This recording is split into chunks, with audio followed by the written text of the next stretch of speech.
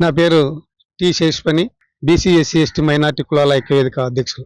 భారతదేశంలో మహాత్మా జ్యోతిరావు పూలే అణగారిన ప్రజల యొక్క దిక్చూచి, అణగారిన ప్రజల యొక్క విమోచకుడు. ఈ మహనీయుని యొక్క జయంతిని ఏప్రిల్ 11న భారతదేశ వ్యాప్తంగా, ప్రపంచవ్యాప్తంగా జరుపుకోవడం చాలా అభినందనీయం. ఎందుకంటే జ్యోతిరావు పూలే గారు విద్య లేనిదే వివేకం ఉండదు. అలాంటి విద్య కోసం మనం తప్పించాల్సినటువంటి అవసరం ఉంది.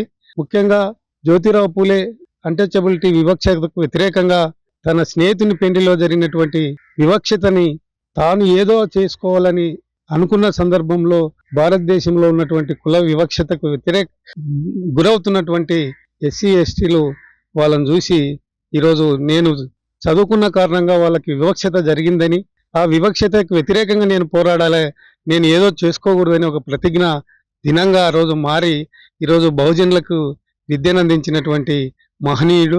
అలాంటి మహనీయుడు భారతదేశంలోనే తొలి ఉపాధ్యాయురాలుగా తన భార్యని ఈరోజు టీచర్గా బోధించి, టీచర్గా తయారు చేసి సమాజానికి అందించినటువంటి మహనీయుడు.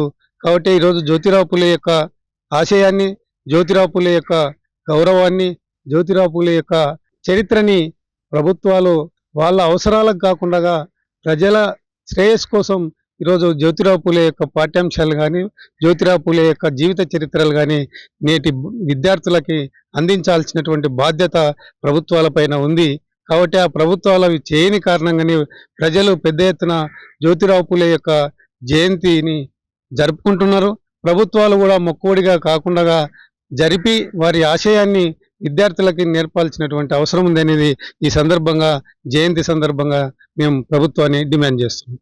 అప్పుడప్పుడు కాదు, ఎల్లప్పుడూ బీసీల కోసం మీ వైకే టీవీ.